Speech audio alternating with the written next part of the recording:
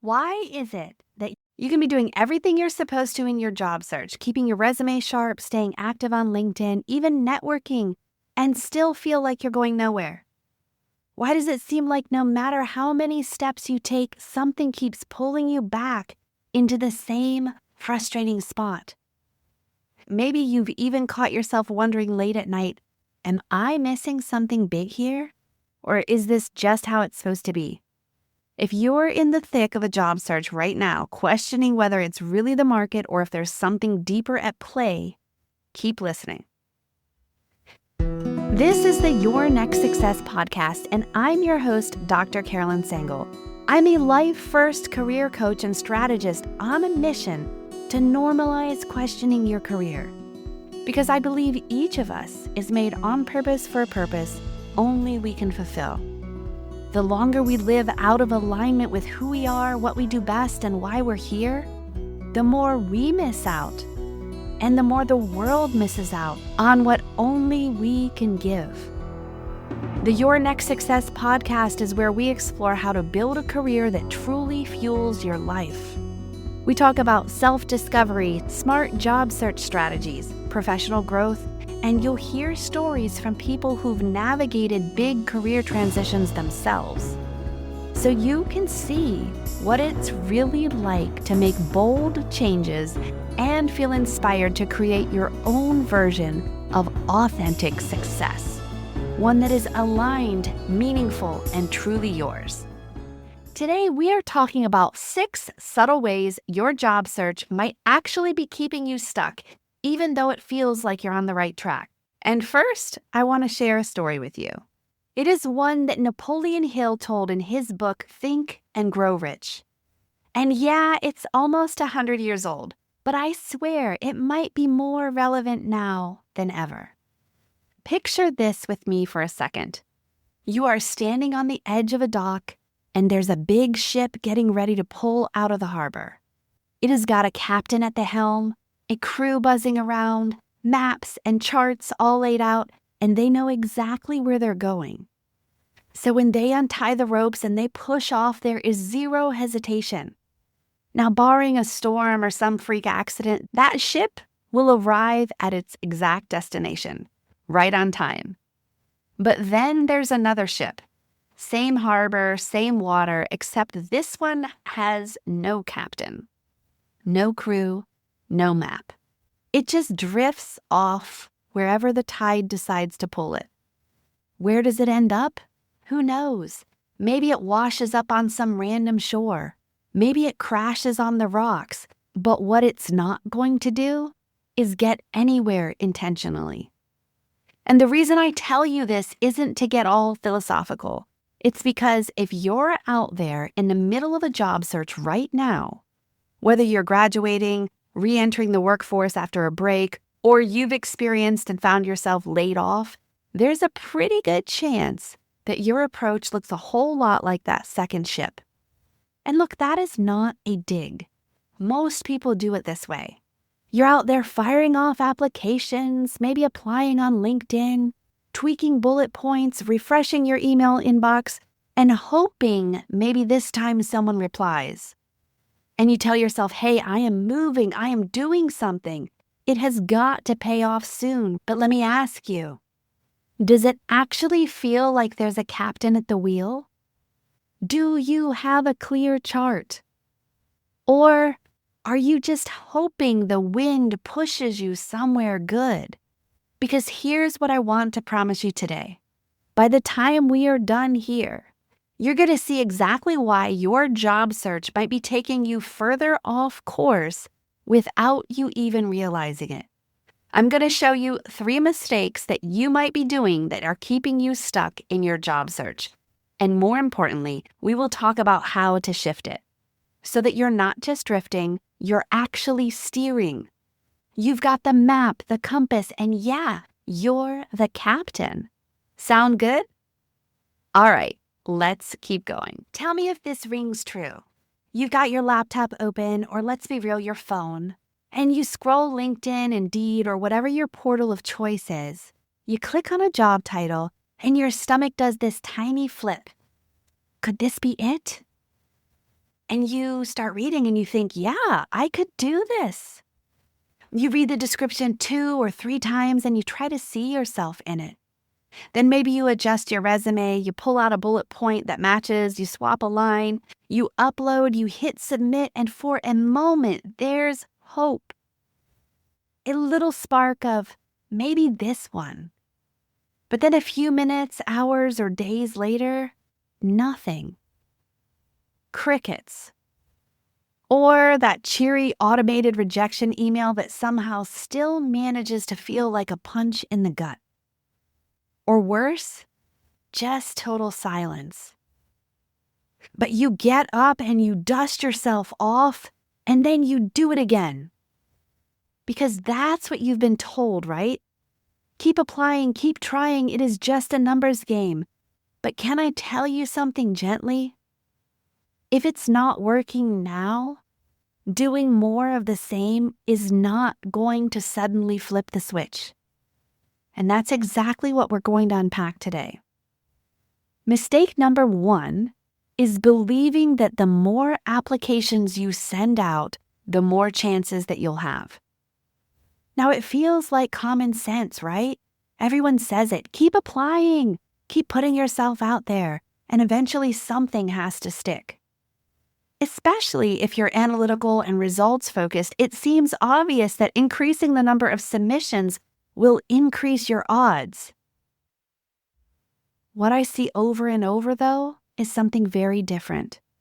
Because volume by itself does not create the momentum people expect. Real traction happens when your energy and focus go into clarity, into understanding exactly what problems you solve best, and targeting where those problems actually exist. A scattered approach often leads to scattered results. I worked with a chemical engineer who applied to 47 roles in 3 weeks.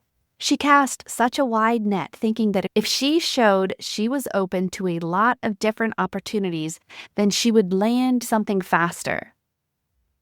But the reality is, nothing moved. Then we slowed everything down, and she got clear on what kinds of projects lit her up and how her natural abilities lined up with those roles. The next month, she sent out just 5 applications, and that focus turned into 3 callbacks and 2 on-sites. It changed everything. So think about it. Are the people landing the best roles usually the ones who flood the market with applications? Or is it often the people who zero in on where they can create the most value and make it unmistakable how they fit? Imagine you're fishing and you're on a boat with a single fishing line, but you drop it in a spot where you know the fish gather. That line matters more than 50 lines dropped randomly all over the ocean. Intentional effort almost always outperforms random effort. That is why clarity is so powerful. When you take the time to identify exactly what problems you want to solve, then you position your resume and LinkedIn around that story, every application becomes a strong signal. You're not hoping someone will sort through your experience and guess and figure out where you fit. You are already showing them. And that makes decisions easier for them and more fulfilling for you. Imagine sending out fewer applications, knowing each one is a direct match. You can almost feel the relief of no longer playing the numbers game. It's a quiet confidence that comes from knowing your path and seeing your effort actually pay off. Mistake number 2 happens when you turn your resume into a patchwork of keywords for every job you apply to. Now, it makes sense why people do this because every career article says, tailor your resume, match the language, hit the right keywords so that the software moves you forward. It feels strategic, like checking all the right boxes. But what I've found is that constantly changing up your resume for every job post can actually water down your message. Instead of showing a clear, strong story about who you are and the problems that you're best at solving, it becomes a collection of borrowed phrases that blend you in to everyone else. I worked with someone who did exactly this. Every time she saw a new opening, she adjusted the lines, swapped out the words, pulled in language from the post. But her resume became an echo of each job description rather than a statement of her own unique value. Once we anchored her resume in what she truly did best, something shifted. Employers no longer had to decide who she was anymore. They could see it right away, and that's when interviews started lining up. So really ask yourself, is a resume that tries to be everything for everyone actually more effective? Or does a resume that speaks consistently about your strongest contributions build more trust and pull in the right roles to you? It's like trying to grow a garden by planting a handful of every type of seed in random places. Nothing gets the consistent care it needs, so nothing thrives. When you plant the same kind of seed in the right soil, you give it a real chance to take root and flourish. When you build your resume around the specific problems you are uniquely wired to solve, it becomes instantly clear to the right people. They don't have to wonder what you'd do there or how you'd fit.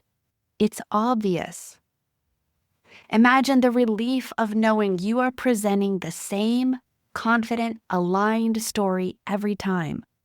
And that story is strong enough to stand on its own. It becomes easier for the right opportunities to say yes, because you've already shown them why.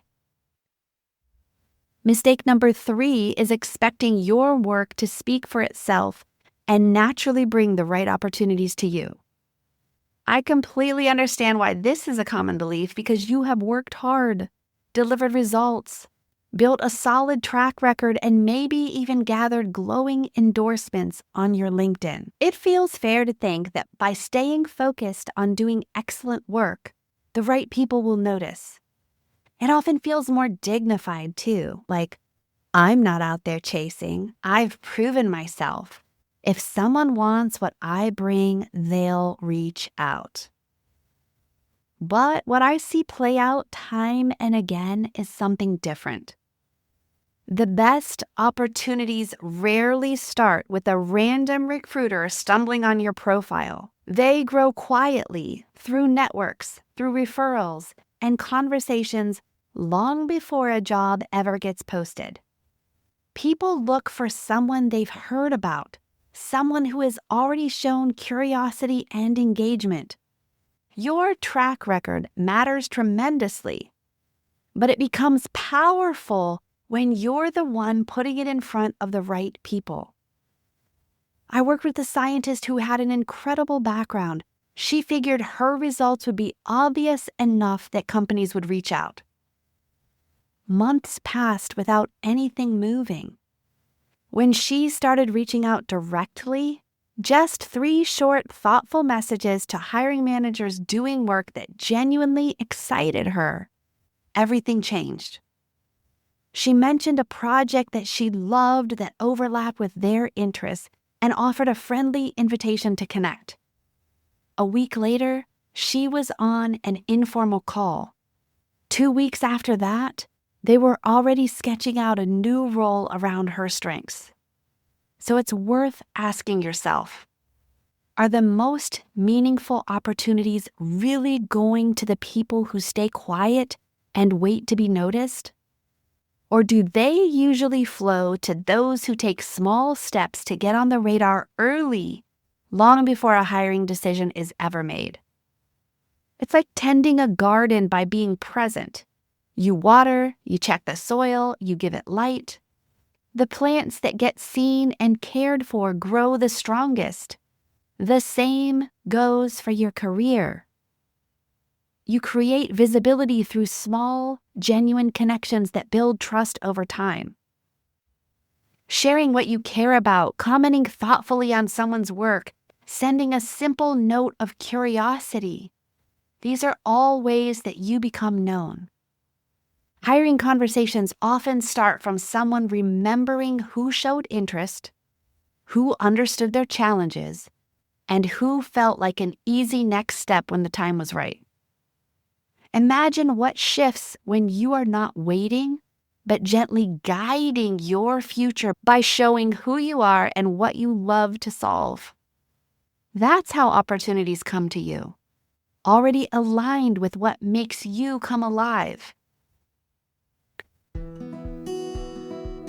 Imagine what your life would be like if your career aligned with who you are, what you do best, and actually fueled the life you want. At Next Success, we support all ages and stages through career transitions, from students exploring majors or careers to job seekers actively searching or reimagining their next move to professionals committed to self-awareness and leadership growth. Stay connected and explore what's possible at nextsuccesscareers.com and follow Next Success Method on LinkedIn, YouTube, Instagram, and Facebook.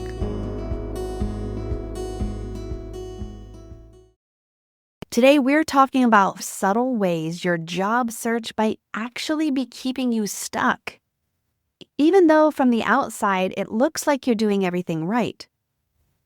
And I want to share a story that you've probably heard because it's one of those timeless truths that hits even harder when you're in a season like this.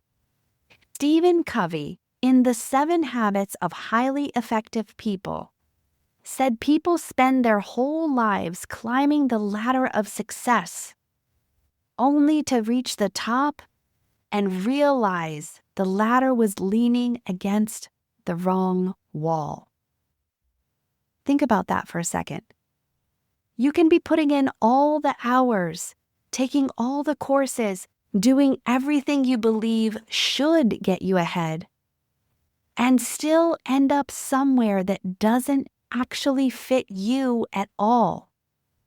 Somewhere that feels draining, small, misaligned, even though it's technically success. I see this all the time in career transitions. Smart, driven people keep pushing, climbing faster, working harder, hoping that the effort will eventually pay off. But they never stop to check if the ladder is even on the right wall. And that's exactly what we're going to unpack. You will see why some of these patterns might be quietly holding you back, and you'll know exactly how to start shifting them, so that you are not just climbing by habit, hoping it leads somewhere good. You're actually choosing the wall on purpose, with your ladder steady against something that fits the life and work you truly want. So mistake number 4 is treating your LinkedIn profile like a digital business card, instead of what it can truly be, a magnet. Most people spend hours tweaking their LinkedIn. They update their headline, maybe swap in a new banner, rewrite the about section to sound a little more human. It feels productive, like you're putting your best foot forward. But the truth is, if your profile still mostly reads like a list of duties or a string of safe corporate buzzwords, words like results-oriented or cross-functional leader, it blends right in. LinkedIn is so much more than an online resume. It is your positioning statement. It's where you get to broadcast.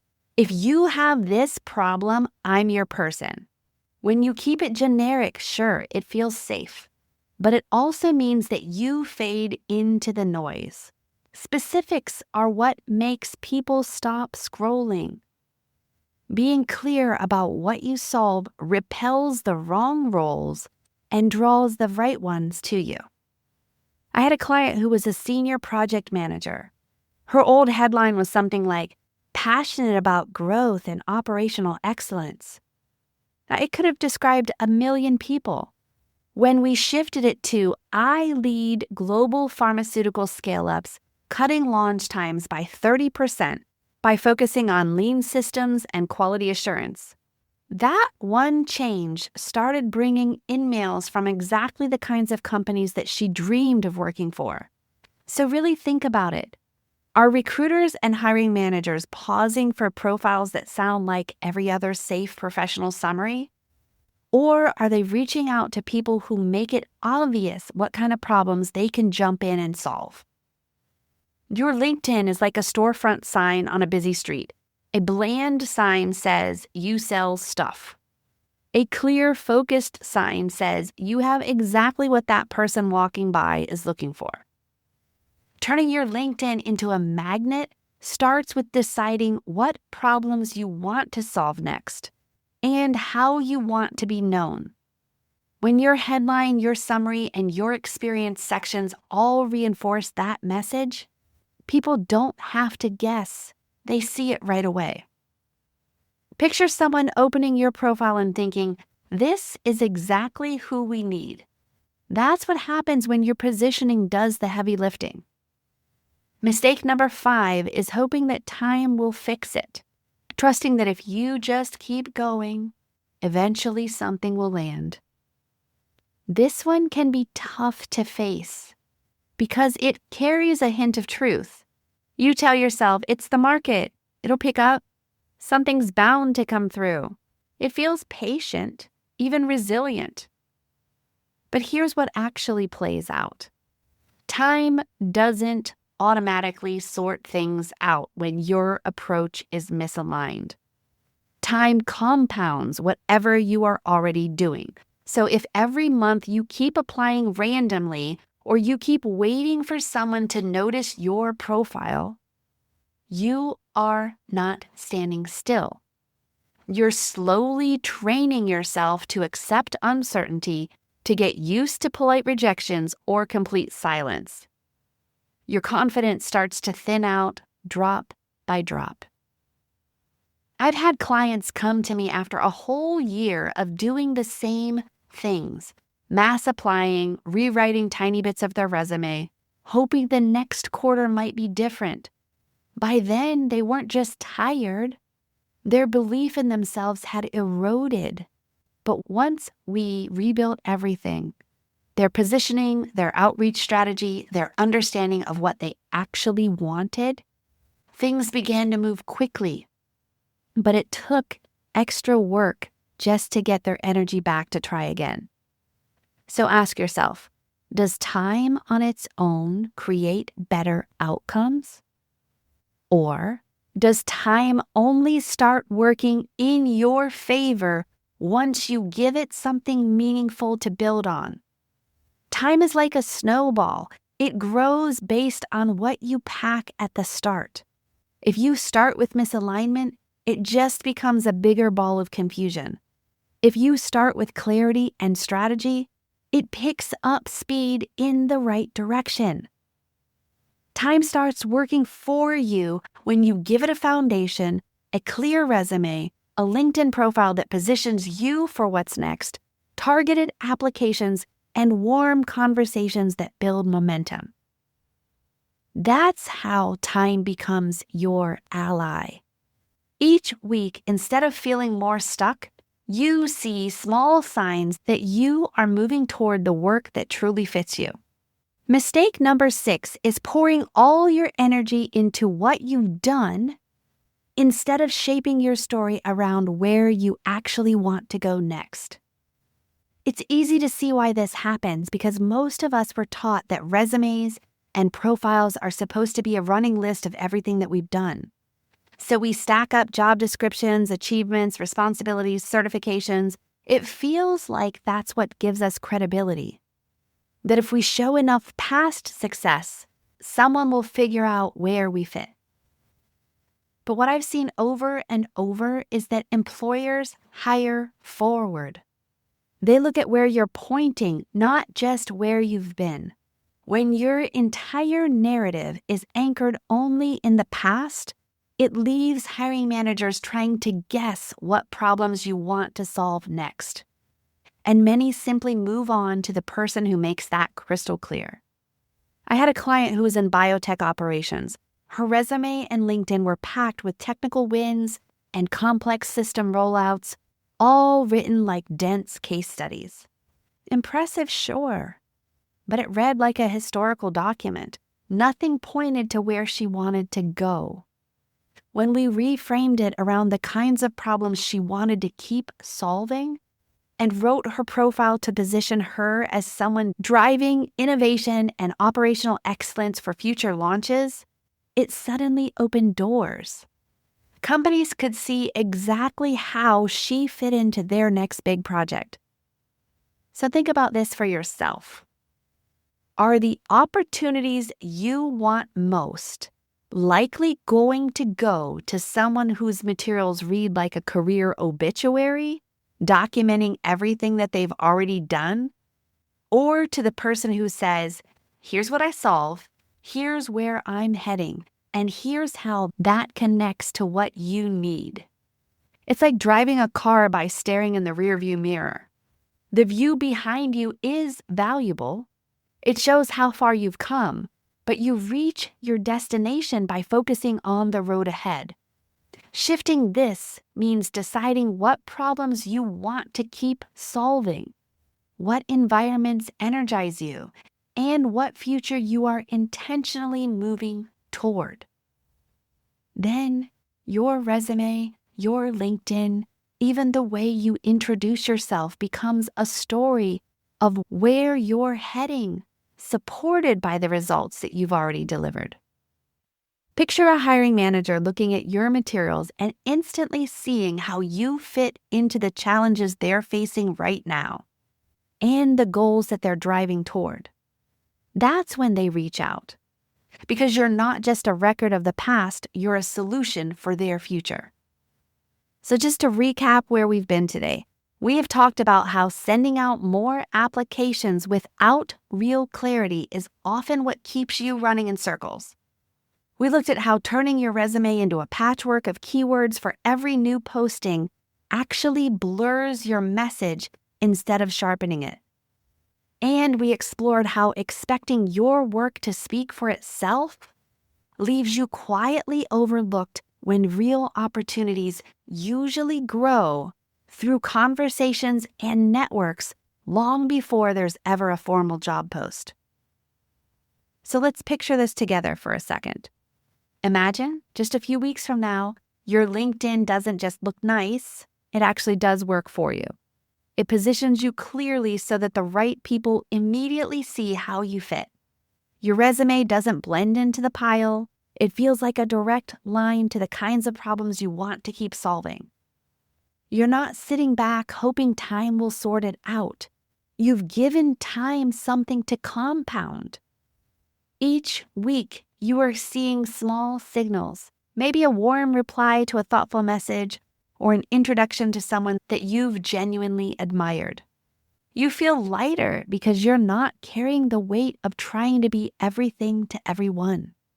You're clear, you're intentional, and that quiet confidence starts pulling the right opportunities straight towards you. If you recognize any of this in your own search, that's actually a really good sign. It means you're paying attention.